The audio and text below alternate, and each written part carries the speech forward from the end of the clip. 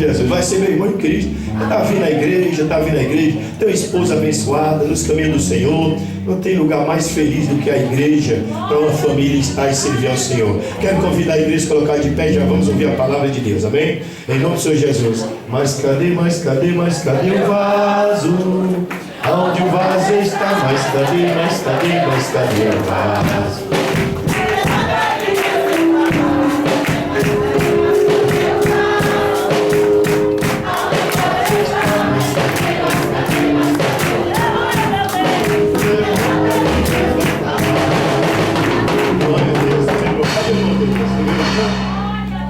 Está escondido ali.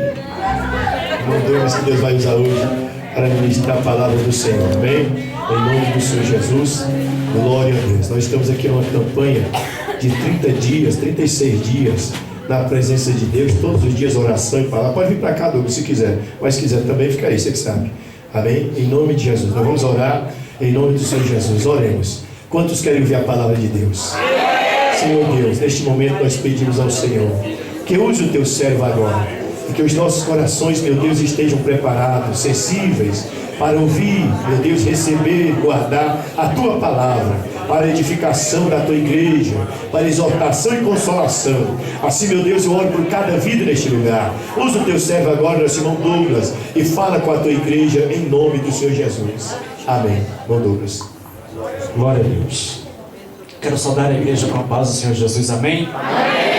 Convido os irmãos a abrir as vossas Bíblias no livro de Jeremias, no capítulo de número 29. 29:13, irmãos.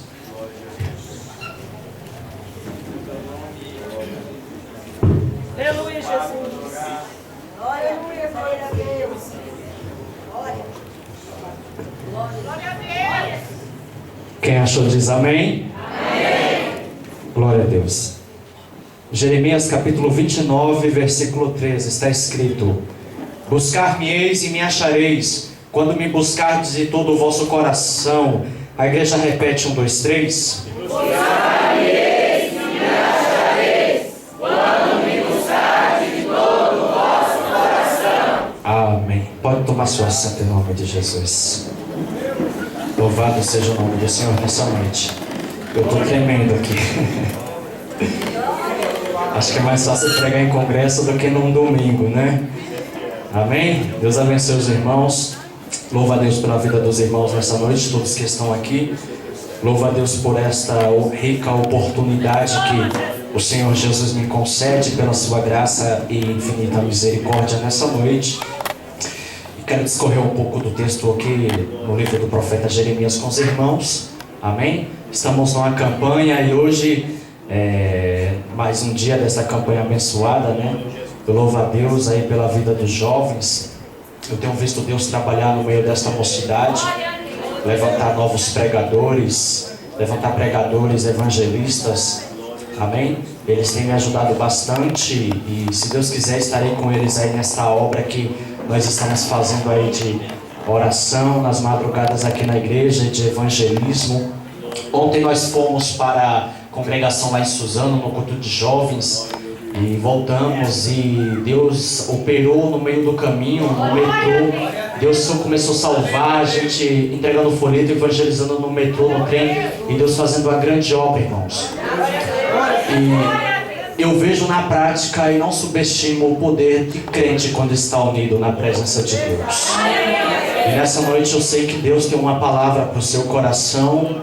Amém? Irmãos, livro do profeta Jeremias. Jeremias, ele foi um profeta chamado por Deus, filho de Ilquias, que morava ali na terra de Anatote.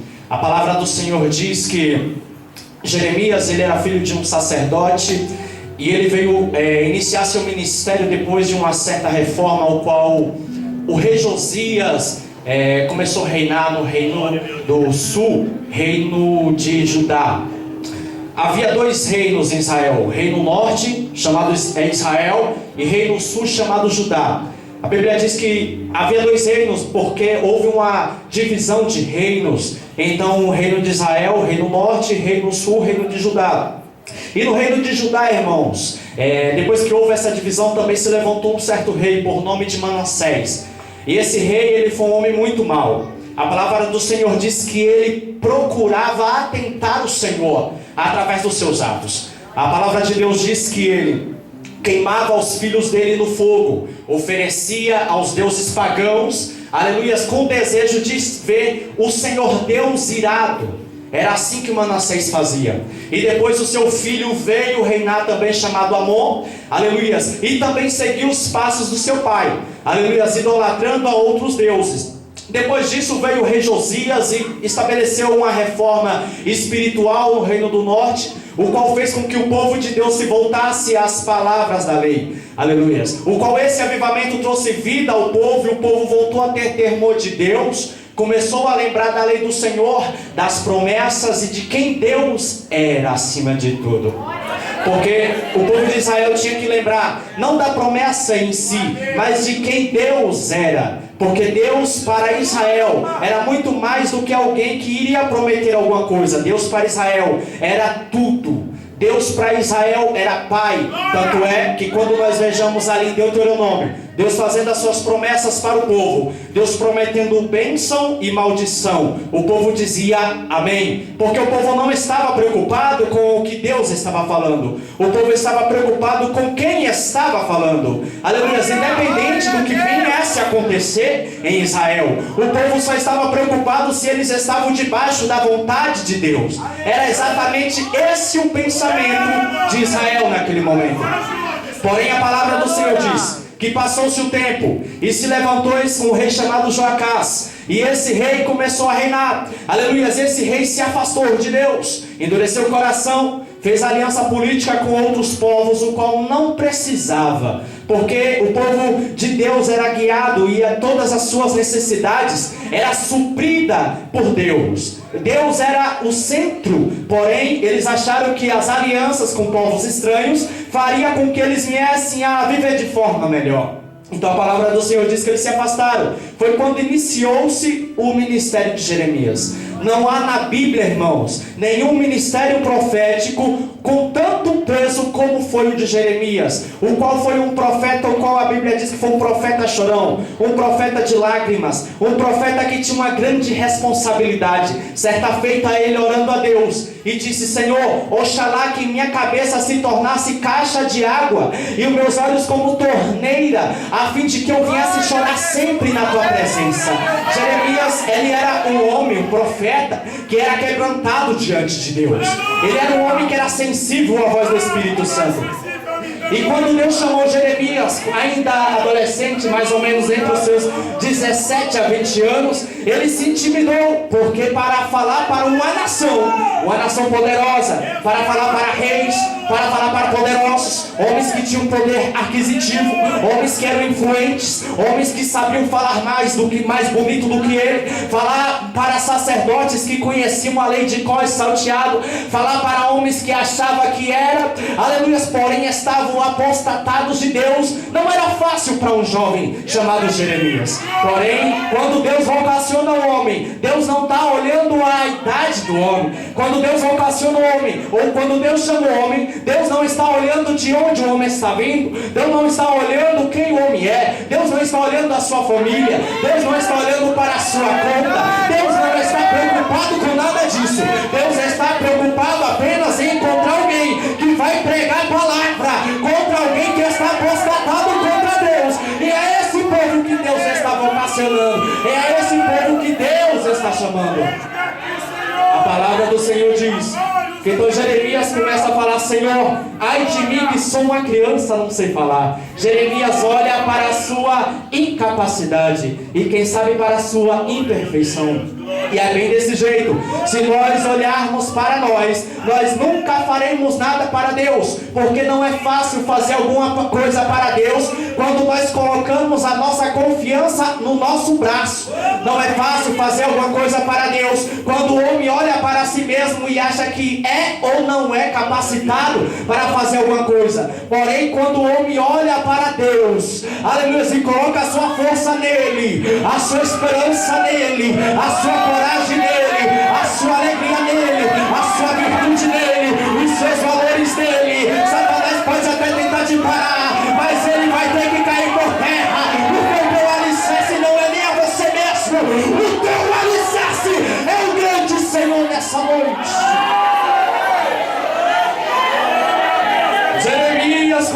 pregar.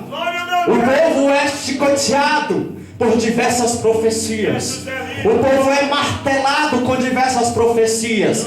Profecia essas de arrependimento. Profecia essas pesadas. O livro de Jeremias foi escrito com dois intuitos. Primeiro, trazer o povo ao arrependimento. Segundo, revelar a promessa futura que Deus tinha para Israel.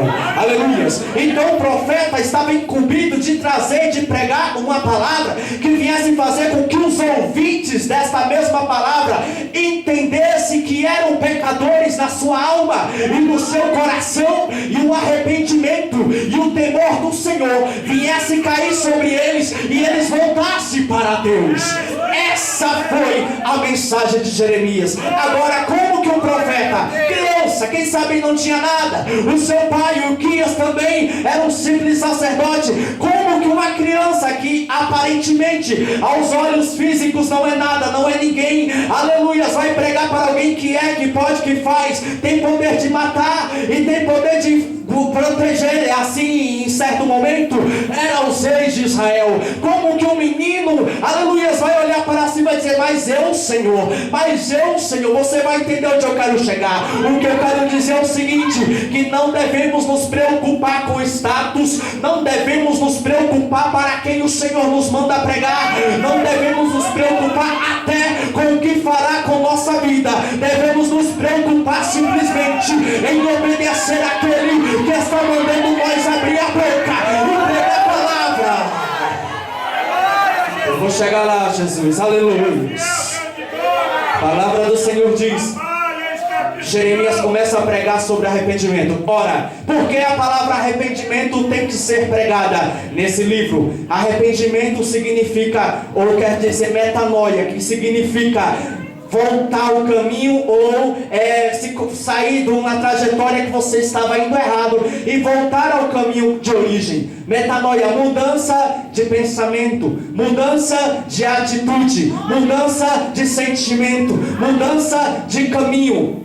Esta foi a palavra de Jeremias. A palavra de arrependimento era para fazer com que o povo voltasse. A palavra de arrependimento foi fazer com que o povo mudasse os seus pensamentos. A palavra de arrependimento foi fazer com que o povo viesse a lembrar novamente que existe um Deus que criou os céus e a terra e que é dono de todas as almas pertencem a Ele, e que se Ele permitiu interagir conosco através do livre-arbítrio, um dia esta permissão será cortada e todos os homens estarão diante dele no trono branco e terão que prestar conta desse mesmo livre-arbítrio que hoje o Senhor permite para o mundo. Por isso o profeta Jeremias pregou o arrependimento. Ora, por que Jeremias pregou o arrependimento, irmãos? Porque o povo estava em pecado. Diga comigo, o povo estava em pecado. O povo estava apostatado. Irmãos, a palavra pecado, a primeira vez que ela aparece no original antigo do hebraico, significa Ratã. Diga comigo, Ratã. Essa palavra representa literalmente andar torto como uma serpente, andar cascavelando. É exatamente assim os passos do mundo. Ele não tem retidão, ele não tem um caminho reto, justiça diante de Deus. Ele anda cascavelando, porque os irmãos acham que Deus permitiu que Satanás entrasse em uma serpente. Isso era tipificado exatamente porque a serpente, no hebraico, é o único animal peçonhento que representa o pecado nos dias de hoje. Serpente, o animal venenoso, astuto. Por isso que a promessa de Gênesis, capítulo 3, versículo 15, que um dia nasceria alguém, filho de mulher, que puxaria na cabeça de Satanás. Ele vai pisar na cabeça e está pisando. Palavra Ratã, andar torto. Aí dessa palavra vem outra palavra chamada Ramatã, que significa perder o alvo. Diga comigo, perder o alvo. Perder o sentido. Perder a direção.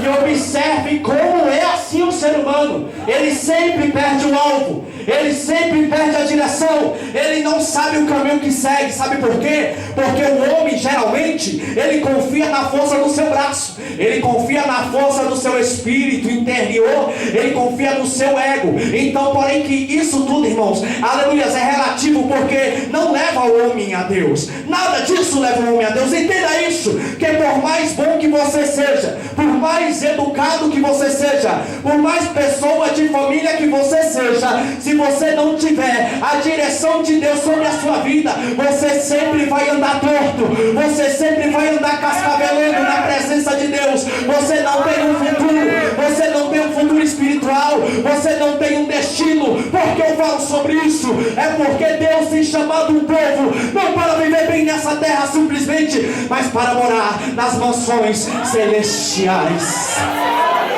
E só através de Jesus, só através de Jesus o homem pode caminhar reto até chegar ao céu, irmãos. Jeremias disse, começou a pregar uma palavra de arrependimento, uma palavra pesada para o povo, aleluia, uma palavra que viesse, aleluia, gerar no coração daquela nação arrependimento. Aleluia, uma palavra que viesse gerar no coração daquelas pessoas um pesar no coração, porque a palavra arrependimento também está ligado a sentir uma grande tristeza pelo ato que foi cometido contra Deus e mudar de vida. Era exatamente esta palavra que Deus estava falando, aleluia, para Jeremias. Aleluia, é interessante, irmãos, aleluia, que hoje em dia nas igrejas nós observamos muitos louvores, aleluia, encantadores, louvores que tocam a alma, louvores que nos fazem até chorar, louvores que nos motivam a dar glória a Deus, louvores que falam, nossa, que lindo aquele louvor. Mas Deus não está preocupado se você está achando se o louvor é bonito. Deus não está preocupado com suas lágrimas. Deus está preocupado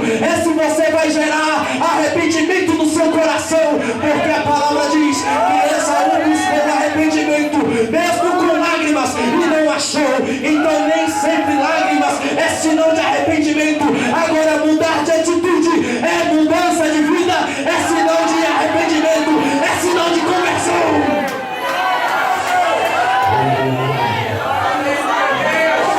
E como atitudes falam mais do que palavras, é isso que Deus está preocupado com a nossa vida. Deus está preocupado não se você vai vir para um culto desse e vai dar glória a Deus, porque Deus é transcendente. Deus não depende do seu glória a Deus para ser Deus. Entenda isso. Ele não te faz um favor, Ele não precisa dessa coisa mesquinha, porque Ele é Deus soberano. O apóstolo Paulo disse que pela graça sois salvos. Isso não vem de vós, é dom de Deus. Ora, o que é graça, meus queridos ouvintes? Graça é favor não merecido. Logo eu entendo que a salvação não nasceu no meu e no seu coração.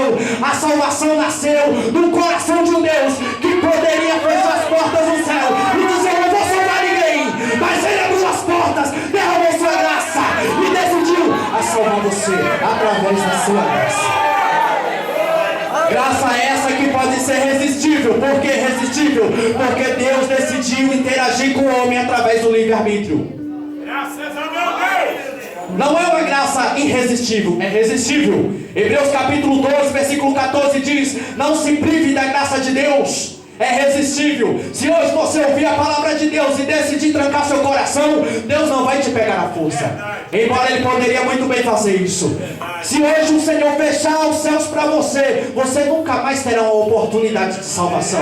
Então entenda uma coisa, se hoje nós estamos aqui jovens, senhoras, irmãos, é porque a porta do céu ainda está aberta e Ele está dizendo, eu tenho salvação ainda para a sua vida, eu tenho esperança para você.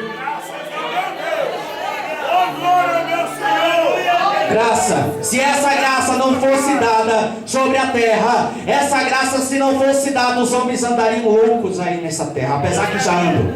Existe uma graça chamada graça comum. Essa graça comum é o que impede de eu e você virarmos animais. A graça comum não é simplesmente Deus mandar chuva sobre os bons e sobre os maus. A graça comum também refreia o coração pecaminoso do ser humano. A graça comum também impede com que todos se tornem racionais assassinos de forma descontrolada sobre a terra. Mas a verdade é que a graça de Deus está se espiando sobre a terra. Quanto mais o pecado se espalha, mais a graça de Deus vai se espiando. E quanto mais a graça de Deus vai se espiando, mais a coisa vai ficando preta, mais a coisa vai ficando feia. E isso é um sinal de que se aproxima a vinda do Filho do Homem sobre essa terra para arrebatar a sua igreja. Glória a Deus. A graça de Deus ainda estava sobre Israel. A graça de Deus ainda estava sobre Judá. Então a palavra do Senhor diz que houve um reino, aleluia, de Judá. O reino de Judá estava reinando, estava muito bem. Quando de repente Deus começa a olhar e fala assim: Jeremias, o que você vê? Senhor, eu vejo uma vara de amendoeira. Viste bem, pois eu velo pela minha palavra. Jeremias, o que tu vê mais? Eu vejo uma panela virada por norte, vindo do norte. Ali representava o Império Babilônico que haveria de ressurgir sobre a terra, porque eles tinham feito aliança com a Síria. Então quando a história diz, a Bíblia diz que Nabucodonosor, que era o pai de Nabucodonosor, vinha pelas campinas lá daquelas regiões para tomar aquelas terras, porque quanto mais o império tivesse terras, mais poderoso esse império era. Então a Babilônia, ela queria tomar tudo, veio fazendo um arrastão. Então a Síria se levantou para pelejar. Porém outro reino também se levantou, que era uma das potências mundiais na época, chamado Egito. E o Egito era um dos que protegia Israel. O Egito era um dos que protegia. Eles faziam aliança com o Egito também. Então a Bíblia diz, aleluia, que Nabucodonosor destruiu esses dois reinos numa guerra chamada de Carqueminhos. Aleluia, Nabucodonosor destruiu o faraó Neco lá naquele Egito. Aleluia, então ele começa a reinar tudo. Depois que Nabucodonosor morre, o rei Nabucodonosor, filho dele, aleluia, toma posse do reino. Então quando Nabucodonosor toma posse do reino, Nabucodonosor troca os poderes e tira esse rei, joga a casa e coloca outro rei. Aleluia. Então quando ele toma isso, esse rei fica 3 meses, depois sai. Aí vem outro rei, depois sai. Porém o último rei era o rei chamado Zedequias. E esse rei fez aliança. Aleluia. E Jeremias escrevia a carta para esses reis e mandava. Sabe o que eles faziam? Eles rasgavam as cartas de Jeremias e queimavam. Porque é desta forma, quando o homem ouve a palavra de Deus, mas ele não é alcançado pela graça de Deus para se arrepender, pela misericórdia do Senhor, eles rasgam a mensagem de Deus. Aleluia. Às vezes, irmãos, a gente até prega, às vezes a gente até ora, mas quando a pessoa não quer, quando quer resistir à graça de Deus, não adianta nós ficar forçando. Aleluia, porque a pessoa rasga a mensagem do Senhor, despreza a mensagem do Senhor. Foi exatamente isso. E Deus olhou do céu e disse: ah, rapaz, o que é teu está guardado. Espera só mais um pouquinho, Zedequias. Então a Bíblia diz que houve uns falsos profetas, porque Satanás usa seus falsos profetas. Ainda assim Deus usou Jeremias para dizer para o povo, para esse rei não se rebeliar contra Nabucodonosor. Mas o bicho era tão burro, tão cabeça dura, que mesmo o profeta falando, ele decidiu dar ouvido aos 2 falsos profetas. Então ele disse assim: quer saber de uma coisa? Eu não vou mais pagar tributo para Nabucodonosor, eu não vou mais me prostrar diante de Nabucodonosor, eu quero ser uma nação independente, porque ele não queria obedecer à voz de Deus. Então Nabucodonosor viu aquela situação, ficou irado e falou: então quer saber de uma coisa? Eu vou destruir tudo. Eu vou destruir tudo. E levou um bocado de gente, destruiu o templo, levou um bocado de gente para a Babilônia. Mas tudo isso aí era sinal da permissão e da vontade de Deus. Aleluia. O povo queria uma coisa que era boa, uma coisa que era paz, uma coisa que era esperança. Deus até falou para eles, aleluia, Deus até falou aqui ainda no capítulo 29, Deus disse assim: eu sei os pensamentos que tenho sobre vós, pensamentos de paz e não de mal, para dar o fim que desejais. Deus sabia que eles necessitavam e queria isso. Todo ser humano quer paz, todo ser humano quer tranquilidade, todo ser humano quer ser amado, todo ser humano quer ir para o céu. Mas nem todos estão dispostos a obedecer à voz de Deus, mas nem todos estão dispostos a crer no Senhor Jesus. E a promessa de Deus está está de pé para toda a humanidade. Então a palavra do Senhor diz que foram levados em cativo. Jeremias profetizou 70 anos de cativeiro. E Jeremias disse assim: olha, mas eu vou falar uma coisa para vocês. Aleluia, que serei achado de vós. Aleluia, diz o Senhor no capítulo 29, versículo 13. Ele diz assim: buscar-me-eis e me achareis quando me buscardes de todo o vosso coração. Aleluia, serei achado de vós, diz o Senhor, e farei mudar a vossa sorte. Por que isso, irmãos? Porque naquele momento o povo estava aprisionado.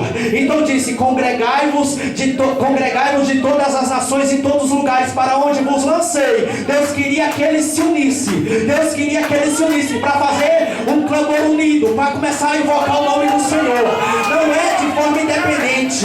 Entenda isso, que a igreja, sim, é eu e você, mas o corpo de Cristo tem que estar unido. Se nós se unirmos e clamarmos ao Deus fiel, Deus pode quebrar as correntes do inimigo. Deus fará promessas sobrenaturais. E eu não posso limitar o Espírito Santo. O que Ele pode fazer nessa noite através de você e em você, quando você decide descer e se unir ao seu irmão que está do seu lado. Não limite o poder do Espírito Santo. Quando você abre o coração e olha para o seu irmão e diz assim: você é da mesma matéria que eu, você tem o mesmo Espírito que eu, nós recebemos o mesmo Deus, cremos no mesmo céu e vamos para o mesmo lugar. Então me dá a mão, se o teu coração é como o meu, e entramos na peleja, porque o Senhor é quem está do nosso lado. Não existe esse movimento de desigrejados, rapaz. O Senhor tem chamado o povo para congregar na terra.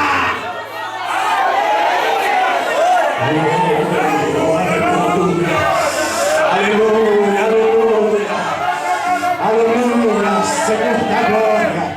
Aleluia, aleluia. A vontade de Deus não é salvar um, a vontade de Deus é salvar todos. A vontade de Deus é todos, é todos. Dê as mãos, se unam e vocês vão ver o que Deus fará no nosso meio, irmãos.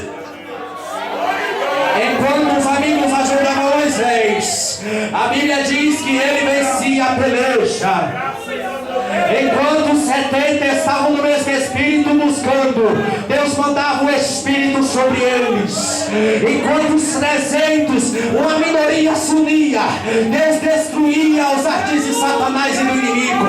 Quando o povo de Israel se unia para marchar 7 vezes durante 7 dias em volta de um muro, Deus fazia o alicerce descer até as profundezas da terra. Quando o povo se unia, Deus ainda era aquele que abria a mar. Enquanto o povo se unia, Deus ainda era aquele que mandava o seu Espírito sobre os 120. Enquanto eles se uniam, eles contemplavam Cristo ressurreto, que um dia descerá nos altos céus. É a união, igreja. Para que todos creiam que eu sou vosso Deus, amai-vos uns aos outros. Esse negócio de disse-me-disse, esse negócio de disputar, esse negócio de dizer eu sou melhor, eu prego mais, eu louvo mais, esse negócio de dizer eu não vou visitar aquele irmão, visita essa irmã, esse negócio de eu vou quando fulano prega, de fulano quando não prega, esse negócio é de crente que ainda está, irmão Francione, vivendo de forma antropocêntrica no seu coração, vivendo para si, porque é cristão, que é cristão, da sua vida pelo próximo, e Deus está chamando você para sacrificar a sua vida pelo seu irmão. Ore pelo seu irmão, porque você queria que ele orasse por você. Ame o seu irmão, porque você queria que ele te amasse. Chore por ele, chore pela família dele, porque você queria que ele chorasse pela sua. É através da união que o Espírito Santo vai trabalhar. Aonde é o Espírito de Deus, a liberdade, irmão. Não adianta você viver sozinho. Não adianta, irmão. Você precisa de alguém para te ajudar. Pedro disse: exortai-vos uns aos outros, porque tem chegado aquele dia. Corrigindo uns aos outros, considerai os outros superior a vocês mesmos. Essa é a palavra de Deus, irmão. É união. Louvado seja Deus. Deus disse em Jeremias: prego arrependimento. O avivamento só pode vir quando há consciência de pecado. Consciência de pecado é entender que você é pecador. Não que você simplesmente herdou uma natureza pecaminosa de Adão. Ora, você veio de Adão, filho de Adão. A ciência mostra que nós viemos de 2 blocos genéticos, de um homem e de uma mulher, não de um animal, meu filho. Glória a Deus. Você veio de Adão. Então você é filho de Adão. E quando Adão pecou e caiu, porque pecado quer dizer isso, cair, cometer o mal, andar em trevas. Aleluia. Quando o homem herdou essa natureza pecaminosa de Adão, a Bíblia diz que todos foram feitos pecadores e destituídos estávamos da graça e da glória de Deus. Mas não é só isso, Douglas. Eu não bebo, eu não fumo, eu não roubo, eu amo o meu próximo, eu faço boas obras. Não é por isso que Deus vai te salvar ou deixar de te salvar. Porque tem pessoas que pensam que será salvo pelas suas boas obras. Mas em Efésios a Bíblia diz que não é por obras. Sabe por quê? Porque se fosse por obras, nós chegaríamos diante de Deus e falaríamos: eu fiz mais obra do que você, eu evangelizei mais do que você, eu orei mais do que você. Faz parte, mas não é por causa disso. Não é por obras. Porque se fosse por obras, aleluia, Jesus não precisava vir na terra para morrer. Porque eu repito e digo, a lei foi dada aos homens, e a lei é perfeita, e a única forma do homem cumprir toda a lei de Deus, a lei mosaica, era se o homem fosse perfeito. É se na mente dele ele não desejasse nada que fosse do próximo, e se na mente dele ele amasse mais a Deus do que a sua própria vida, em prol de dar a sua vida pelo próximo. O homem não foi capaz de cumprir a lei mosaica, mas alguém que é perfeito decidiu cumprir a lei por nós, e é através desse, exclusivamente dele, que ele disse: tenha fé em mim e vocês serão salvos. Olhem para mim, coloque a sua esperança em mim.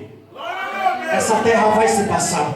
Então é exatamente isso. É um panorama do Antigo e Novo Testamento, entre a mensagem de esperança e arrependimento de Jeremias e o Novo Testamento. Era exatamente essa mensagem. Aleluia. Eu olho para o profeta Jeremias, eu enxergo esta mensagem de arrependimento e de perdão de Deus no Novo Testamento se cumprir na pessoa de Cristo, gritando em alta voz, dizendo que ainda há esperança para você que é nesse lugar, dizer que para você pode nessa noite sair daqui com a salvação, irmão. Todos. E se eu não tiver fé em Jesus Cristo, você está condenado ao inferno para todo sempre. Douglas, e se eu não tiver fé em Jesus Cristo, você está condenado ao inferno eternamente. Douglas, então fé quer dizer que é só dizer que eu acredito que Jesus existe? Não. A fé exige uma coisa de você: arrependimento. Se você tem fé verdadeiramente em Jesus, você sempre vai andar de joelho, irmão, pedindo misericórdia. Se você verdadeiramente tem fé em Jesus Cristo, você vai se preocupar com o que Ele pensa sobre os seus atos. Se você tem fé em Jesus Cristo, você vai preocupar com o que você anda falando, com o que você anda pensando. Se você tem fé em Jesus Cristo e sabe que a salvação vem através da fé, você vai se preocupar com o que Ele tem para fazer na sua vida espiritual. Se você tem fé em Jesus Cristo, você vai se preocupar quando alguém está fraquejando. Se você tem fé em Jesus Cristo, todo o mojo espiritual de Deus, os frutos do Espírito Santo, vai dominar a sua vida e vai te aquebrantar de tal forma que você não vai conseguir fugir da cruz. A sua esperança é em Jesus, os seus sonhos é em Jesus, a sua esperança é em Jesus. Entenda isso, meu querido. A palavra de Deus martela no seu coração nessa noite. Deus não está preocupado com sua saúde, aleluia. Deus não está preocupado com sua situação financeira, Deus não está preocupado com a sua vida social. Deus está preocupado com sua alma, e todas as coisas Ele fará através de você nessa noite.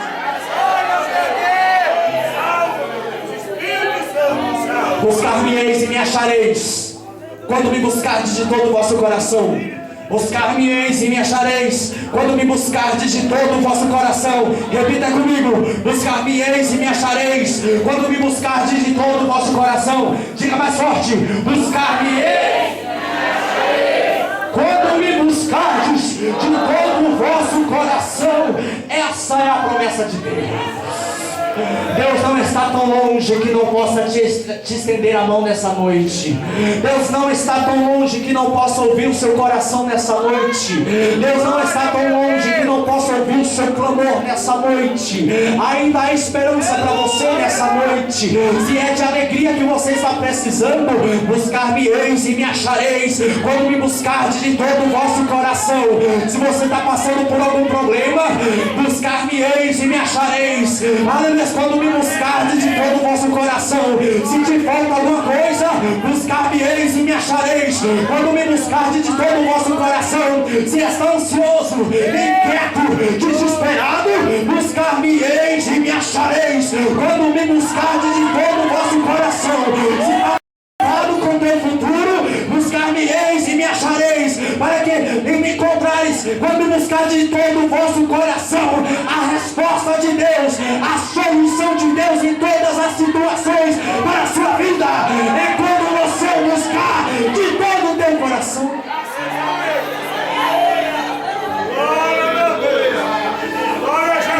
Igreja, agora existe uma questão. O que é buscar a Deus de todo o coração? O que é? O que é? A palavra coração no hebraico aparece como lev. Lev tem dois sentidos. Primeiro, sentido carnal. Isso aqui, ó. 60 a 80 BPMs por minuto. 70 ml a cada batida. 5,5 litros por cada minuto. Primeiro, coração carnal. Feche sua mão, do tamanho do punho da sua mão. 270 gramas. Primeiro é isso. Coração na Bíblia tem um sentido de meio. Um coração na Bíblia tem um sentido de centro. Mas quando Deus falou aqui, buscar-me-eis e me achareis, quando me buscar de todo o vosso coração, Ele estava falando do coração no hebraico, sentido espiritual. Alguma coisa no profundo, interior. Interior. Deus precisa olhar para você e olhar para o fundo da sua alma nessa noite. Olhar para o fundo do seu coração nessa noite. E é aqui onde começa a morar todas as emoções. E é aqui onde começa a morar todas as esperanças. É aqui quando Deus olha lá no profundo do seu coração, aonde ninguém sonda, aonde ninguém vê, aonde ninguém conhece. E Ele vê lá dentro do seu ser, da sua alma, do seu espírito, uma fome de Deus. Fome por Jesus. Uma esperança que não está nessa terra. Uma esperança que quando seus olhos se fechar, você estará eternamente na glória. Uma esperança que o mundo te abandonando, você não deixa. Uma esperança que pode passar o que passar, você não deixa. Uma esperança que mesmo muitos não conhecendo, você não deixa. Quando me buscardes de todo o vosso coração, ou seja, o profeta, aleluia, Isaías, aleluia, disse: Senhor, salmista Davi, não retires de mim o teu espírito. Cria em mim, ó Deus, um puro coração. Não retires de mim o teu espírito, porque o sacrifício para Deus é um coração contrito e aquebrantado. Entenda uma coisa nessa noite, irmão, que é importante para Deus não é quem tem mais aparência ou quem se veste mais bonito. Importante para Deus não é o que você tem, rapaz. Isso não te justifica. Isso vai ficar na terra. O importante para Deus é a sua alma, é o seu espírito, é o seu coração. Salomão disse: filho meu, Deus usou Salomão e disse: dai-me o teu coração. Salomão disse que do coração procede as saídas da vida. O coração que a Bíblia está dizendo aqui no hebraico não está falando desse coração de carne, está falando do centro do seu viver, que é o seu espírito em primeiro lugar. Deus está preocupado se hoje você o adora em espírito e em verdade. Em espírito e em verdade não é fechar os olhos e dizer: eu te adoro. Não. em espírito e em verdade, é se prostrar sua vida diante dele em espírito e em verdade, com toda a sinceridade e em disposição de obedecer aquilo que ele fala para você. Em espírito e em verdade, não é essa falsa adoração que há no nosso meio, preocupado com o que os outros vão pensar. Em espírito e em verdade é quando você se preocupa com o que ele vai pensar. Em espírito e em verdade não é quando você quebra o protocolo. Em espírito e em verdade é quando você quebra o protocolo lá no céu e as cadeias se estremecem e Deus não resiste à sua adoração. Filho meu, entrega-me o teu coração, entrega a sua vida a Jesus, confia nele a sua vida, confia nele a sua esperança, confia nele os seus sonhos. A palavra de esperança ainda está para você nessa noite. A palavra do Senhor diz no livro de Jeremias que ele faria trazer de volta ao povo. Os pensamentos dele são de paz, mesmo que aparentemente pareçam momentâneo sofrimento, mas quando você está com o coração diante dele, você sabe que ele está no controle. Nem todo mal que acontece na vida do irmão e da irmã é o diabo. Às vezes é Deus trabalhando para te aquebrantar. Às vezes é Deus te trabalhando em sua vida, no seu caráter, para você ser um novo cristão, um vaso novo. Às vezes Deus permite algo acontecer na sua vida, não é porque Ele não te ama, não é porque Ele está te deixando só, mas é porque Ele tem uma grande obra na sua vida. E se você não for lapidado, você nunca vai entrar no céu. A igreja precisa ser lapidada, a igreja precisa ser moída, a igreja precisa ser quebrada, a igreja precisa ser humilhada, a igreja precisa ser rejeitada pelo mundo, a igreja precisa ser afrontada pelo mundo, para que aprenda a confiar somente em Deus e não na força do seu braço, e não nos nossos teólogos, e não na nossa sabedoria, e não na nossa hermenêutica ou exegese. A igreja tem que se quebrantar diante de Deus e lembrar que Jesus Cristo ainda é o Senhor da igreja, e todas as almas pertencem a Ele. Esse é o projeto de Deus para a igreja. O projeto de Deus é salvar os homens. A Bíblia diz que então o povo foi cativo, o povo foi para o cativeiro, e quando aquele povo foi para aquele cativeiro, o opróbrio significa extrema vergonha, começou a oprimir aquele povo. A extrema vergonha de dizer: nós éramos felizes e não sabíamos. Nós éramos felizes e não sabíamos. Esquecemos do Senhor, o rejeitamos, esquecemos do Senhor. Aleluias. Porque às vezes é assim que funciona. Às vezes não é que Deus é mau, não é que Deus permite o mal para te destruir. O mal de Deus, segundo o que o apóstolo Paulo falou, sempre gera arrependimento. Quando Deus permite o mal acontecer na vida de alguém, este mal sempre vem para trazer você a consciência do pecado e fazer você voltar para Ele. Às vezes por isso que Ele permite tanta coisa acontecer na sua vida. Douglas, qual é a resposta para a minha vida? Está aí. O Senhor está te chamando. Talvez só tenha crente aqui nesta noite, mas o Senhor está te chamando. O povo esperou acontecer o quê? O cativeiro acontecer. O cativeiro aconteceu, o povo foi cativo. E quando o povo foi cativo, a Bíblia diz que mesmo assim Deus levantou o profeta lá no cativeiro. Sabe o que eu entendo? Que Deus está lá no cativeiro com você também. Sabe o que eu entendo? É que no cativeiro Deus vai mandar a solução, uma palavra para você.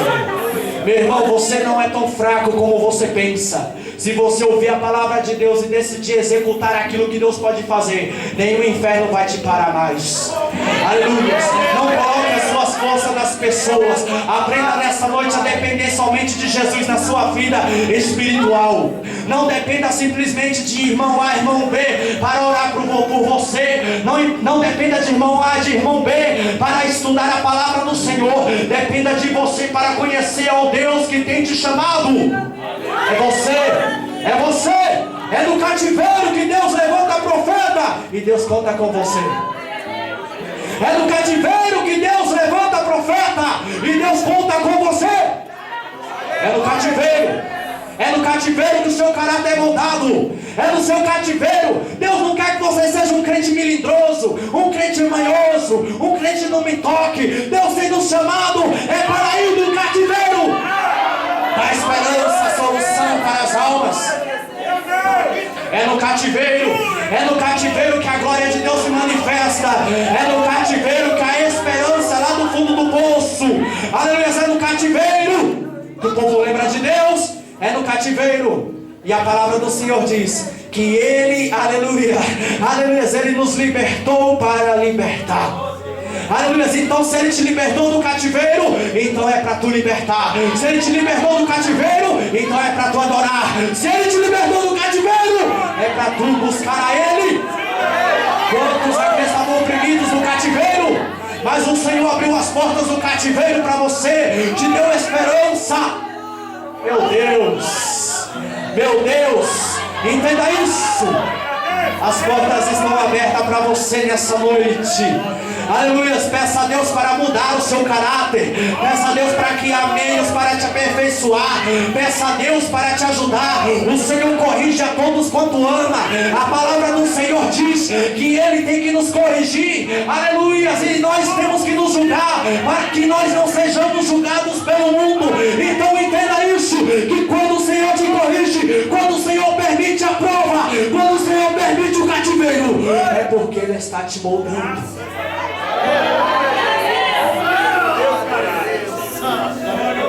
Forjar o seu caráter, forjar a sua vida. Aleluia. Nós precisamos ter mais caráter, precisamos ter mais amor, precisamos nos prostrar mais, precisamos pedir a Cristo que venha moldar nosso caráter e nos fazer mais cristãos, mais gratos, mais aquebrantados, mais temente. Nos lembrar que Deus é o Senhor de todas as coisas, nos lembrar que Ele exige que nós o busquemos, nos lembrar que Ele exige que nós o busquemos de todo o coração. Não é de qualquer forma, não é de qualquer jeito, mas é de todo o coração. É se prostrar, é entregar o mais íntimo do seu ser, dos seus planos, do seu futuro, dos seus projetos, dos seus medos, das suas dificuldades nas mãos do Senhor e dizer: Senhor, está aqui tudo de mim, toma a direção, é todo o meu coração. Douglas, e depois disso? Depois disso é bem capaz que Ele vai dizer assim: se arrependa, renuncie. E aqui é onde mora o nosso espinho na carne. Será que nós estamos dispostos a renunciar? Será que todas as almas amam a Deus de verdade a ponto de renunciar? Renunciar! Buscar de todo o coração. É muito fácil abrir a boca e dizer: Senhor, eu te amo. Buscar de todo o coração é quando você entrega todo o seu ser a Ele. E mesmo sangrando, Ele diz assim: eu quero que você mude. Você mudaria por mim? Você mudaria por Jesus? Você mudaria para alcançar a salvação? Você o ama e o reconhece como o Senhor da sua vida e da sua esperança o suficiente a ponto de você renunciar ao seu copo de bebida, ao ponto de você renunciar à farra, ao ponto de renunciar a si mesmo? Você tomaria a sua cruz por amor a Cristo, porque sabe que lá no final Ele tem algo melhor para você? Você faria isso? Buscar a Deus de todo o coração, irmão, é entregar tudo de si para Ele e estar disposto a mudar caso Ele muito precise e fale com você. Aleluia! Eu amo a Deus, mas eu quero viver desta forma. Você não ama nada, você está sendo enganado por si mesmo ou por Satanás, porque a palavra do Senhor diz em 1 Coríntios capítulo 4, versículo 4, que o Deus desse século tem cegado o entendimento, espírito dos incrédulos, não é de crente, é dos incrédulos, para que não veja a luz do Evangelho resplandecer. Então a primeira coisa que Deus falou, porque Deus falou? Porque precisava de arrependimento. Segundo, apostasia. Douglas, o que é apostasia? Apostasia é se apartar. Douglas, qual é o sinal de apostasia? É quando alguém tem uma dúvida bíblica. É quando alguém não tem todas as respostas bíblicas do que vai acontecer no futuro, ou do que vai acontecer porque Abraão saiu da sua terra. Isso não é apostasia. O maior sinal de apostasia é quando a pessoa declina espiritualmente. Vai descendo, vai descendo, vai descendo, vai descendo, vai descendo, vai descendo. Observe a vida de Jonas.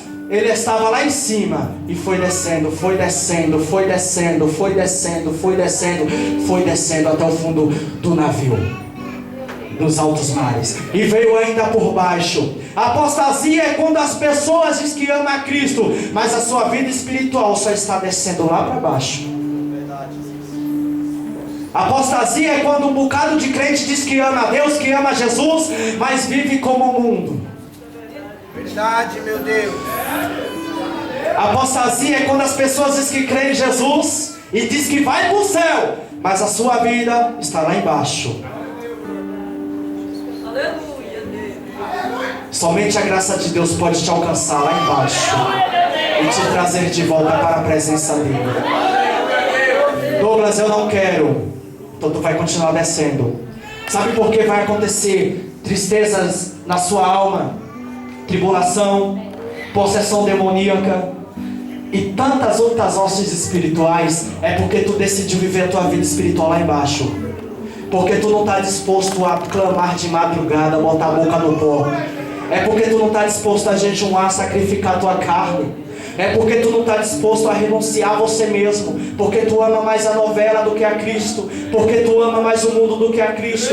Porque tu ama mais as coisas do mundo do que a Cristo. Porque tu ama o futebol, a novela mais do que a Cristo. Porque tu ama as amizades mais do que a Cristo. Porque tu ama essas roupas imorais mais do que a Cristo. Porque tu ama as coisas dessa terra mais do que a Cristo. Tu sempre vai descer. Não foi para isso que Jesus veio. A palavra de esperança para Jeremias, eu estou encerrando. A palavra de esperança que Jeremias trouxe para Israel não foi porque Deus queria o mal deles. Não entenda dessa forma. Tem pessoas que pensam assim: se Deus é bom, por que Ele permite o mal? Exatamente por isso, porque você não ama Ele o suficiente a ponto de renunciar à sua vida. Porque você endurece seu coração. Porque você não ama o seu irmão. Porque você tem nojo do seu irmão. Porque você tem birra contra seu irmão. Porque, meu Deus do céu, meu Deus do céu, quebra Jesus. Quebra isso, Jesus. Muda nosso coração, Jesus. Liberta, transforma pelo teu sangue. Nós estamos aqui não é porque nós somos bons, é porque a graça de Deus nos alcançou nessa noite. Deus quer uma igreja verdadeira. Deus quer uma igreja santa. Deus quer você. Todas as almas aqui, Deus quer você. Jesus te ama. Ele morreu por você. Ele tem palavras de salvação para você. Você quer esperança? Entenda que daqui amanhã, daqui 10 minutos, daqui 70 anos, tu vai partir dessa para melhor. Eu não sei por que tanta ansiedade da nossa parte, sendo que nós vamos viver para sempre. Ei, você é crente ou não, você vai viver para sempre. Porque a sua alma, ela é eterna. Então não se preocupe com muitas coisas nesta vida. Se acontecer, amém. Se não acontecer, amém. Você vai viver para sempre. A questão é aonde você quer viver eternamente. Aonde você está depositando a sua alma. Em quem você está confiando. Você está confiando no seu vocabulário. Você está confiando nos seus currículos. Você está confiando na sua graduação. Você está confiando no seu esposo, na sua esposa. Você está confiando na religião. Não, que eu sou filho de crente. Não, que eu vou para a igreja há 1000 anos. É isso? Você está enganado, meu irmão. É Jesus. É Jesus. É dele, por ele, para ele. Porque ele é o Senhor da igreja. O sangue dele tem poder de perdoar pecados. E o amor dele é inconfundível, é ilimitado. Não dá para entender porque Jesus ama eu e você. Não dá para entender porque hoje eu e você não fomos fulminados contra Deus. Aleluia, quando pecamos contra ele. Não dá para entender porque hoje você tem a oportunidade de se dobrar hoje aqui e dizer: Jesus, me perdoa, salva minha alma nessa noite. Jesus, me ajuda a ser mais crente. Me ajude a ser fiel. Me ajude a te adorar com todo o meu ser, Senhor. Me ajude a colocar a minha vida, a minha esperança em Ti. Me ajude a amar o meu próximo, a abraçar meu próximo. Senhor, me ajuda. Isso é uma coisa que nós temos que buscar com todas as nossas forças. Como se não houvesse mais oportunidade. Isso é uma coisa que nós temos que buscar com tanta fome, como se você tivesse uma semana de fome quando te coloca um prato de comida para você comer. Eita glória! Você tem que ir com toda a força, com toda a fome de Deus. Quer saber o que é fé, irmão, na prática? Fé na prática não é você dizer uma filosofia vã que crê em Deus. Fé é quando você sente fome por Deus, ao ponto de não se contentar com o que você já tem agora. Fome por Deus é quando você não está mais feliz com o nível espiritual que você tem. Você quer descer lá nas profundezas do rio do Espírito para ser exaltado na presença de Deus. Ou seja, o que é exaltação na presença de Deus? É ser cheio da sua graça até transbordar, é ser cheio da sua glória, é estar em lugares altos, é voar nas asas do Eterno. Aleluia! Isso é ser exaltado na presença de Deus.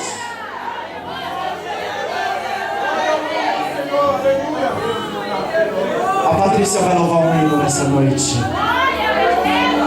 E o pastor vai orar por você que quiser receber uma oração e quiser receber perdão de pecados e quiser ter uma esperança de vida nova nessa noite. Para você que entrou aqui nessa noite e necessita de um refrigério, se arrependa nessa noite, se converta, para que venham os tempos de refrigério sobre a sua vida. Nessa noite a esperança, irmão, para nós, a esperança para nós não é simplesmente a gente sapatear aqui, que é muito bom, no poder do Espírito Santo.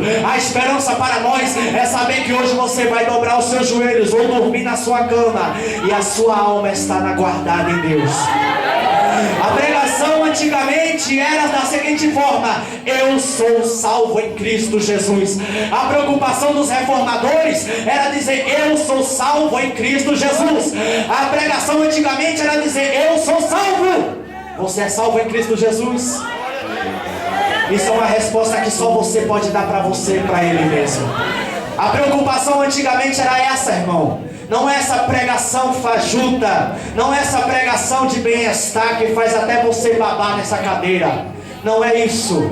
A pregação é a salvação da sua alma. É entender que existe um céu, igual o pastor está pregando aqui sobre o Apocalipse, e que você precisa de perdão, e que você precisa da graça de Deus para ir para o céu. Se você rejeita a graça, Ele também vai te rejeitar. A justiça de Deus não está acima do amor, ou melhor, não está abaixo do amor. Aleluia. A justiça de Deus está acima. Deus, Ele te ama muito, mas a justiça dele está acima. Então por isso Ele terá que ser justo. Eu fico até com medo quando alguém diz assim: Deus faz justiça. Se Deus fosse fazer justiça, como Ele tem que fazer justiça, Ele já teria destruído esse planeta há muito tempo, porque Ele é justo e Ele abomina os nossos pecados. Se Deus fosse fazer justiça, Ele já teria te fulminado, teria me fulminado. E para Deus também não existe esse negócio de pecadinho, de pecadão, de dizer que o irmão bebeu, o ímpio lá bebeu, a prostituta vendeu seu corpo e você odeia o seu próximo. Estamos no mesmo patamar, todos carentes da graça de Deus, todos carentes da misericórdia e do perdão de Deus. E Deus conta com Jeremias para pregar o evangelho, pregar o arrependimento. Patrícia, pode louvar a Deus. Amém.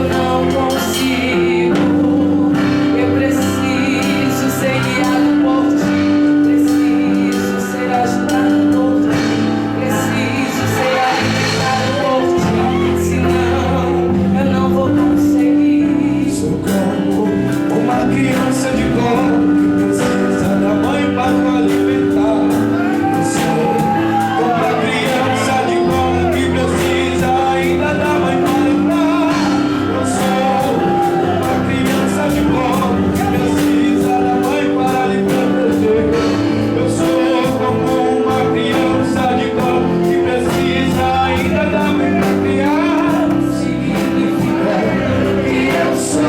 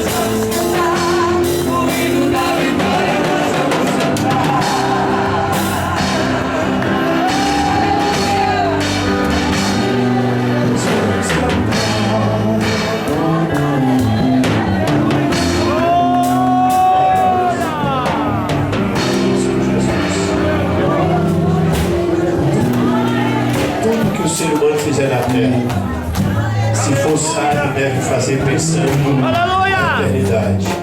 Porque se alguém canta, se alguém ora, se alguém prega, se alguém ensina, tudo tem que ser o objetivo de se aproximar de Deus e de aproximar alguém de Deus.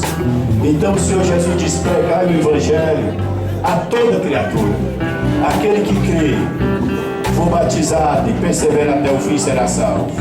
Eu quero perguntar se tem alguém nesta noite, na da igreja, alguém que ainda não aceitou Jesus, alguém que está parado na caminhada, alguém que quer vir para Cristo nesta noite. Se tem alguém que quer aceitar Jesus como teu Salvador nesta noite, olha para quem está ao seu lado aí, irmão. Vê se tem alguém que não é evangélico ainda. Pergunte: irmão, tu quer aceitar Jesus como teu Salvador? Se tiver alguém que quer vir para Cristo, o Senhor Jesus, Ele disse: jamais lançarei fora aqueles que vêm a mim. Se tem alguém que quiser vir para Jesus, venha. Venha para Cristo nesta noite. O Senhor Jesus morreu na cruz do Calvário para salvar todo aquele que a Ele, aleluia, que entrega a Ele a sua vida. Amém? Tem alguém que quer vir para Jesus nesta noite? Se tiver, venha. Nós vamos orar por você agora. Porque o nosso dever é orar, é pregar, é ensinar, é orar pelas pessoas. A salvação depende da atitude particular de cada pessoa. Quando alguém entrega a vida para Jesus, o Senhor perdoa, o Senhor recebe como filho, como filha, escreve o nome no livro da vida e garante que jamais lançará fora aqueles que vêm a Ele. Então a salvação é a maior necessidade de alguém.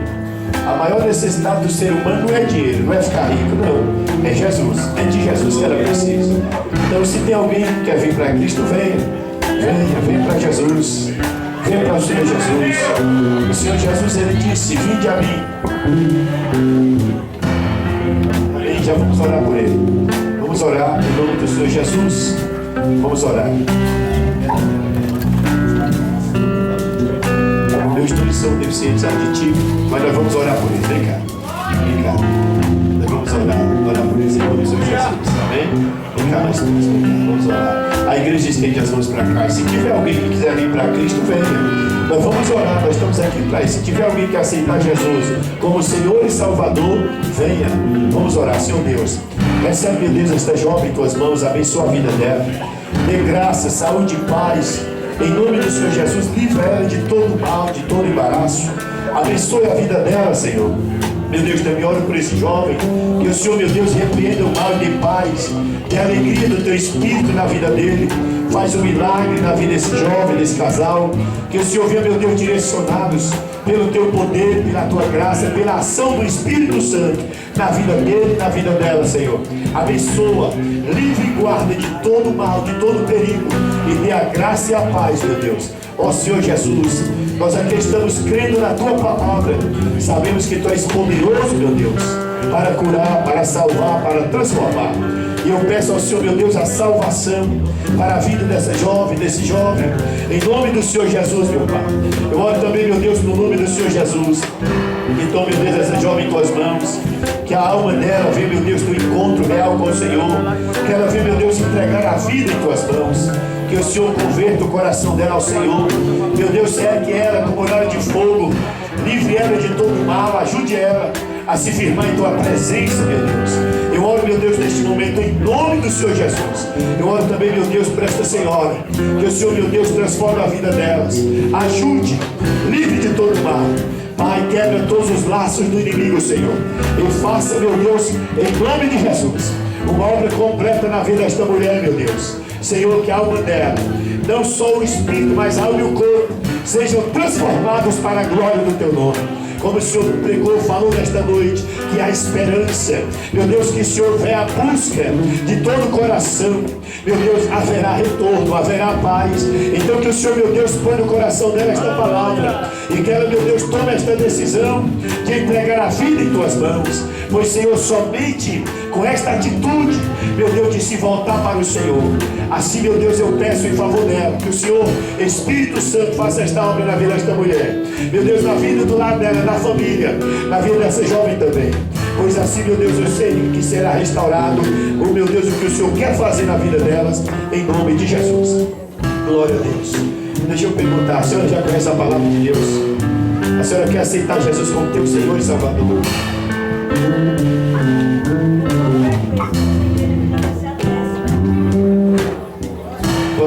conselho para a senhora? Posso dar um conselho? Então, a decisão de Deus ele já tomou, e a senhora tem que tomar a sua. Quando Deus fala uma coisa, uma palavra, a palavra de Deus está falada. Pois é, mas aí é o seguinte, posso dar um conselho para a senhora? Enquanto a senhora estiver de um lado para outro, a senhora nunca vai ter uma igreja, nunca vai ter um pastor.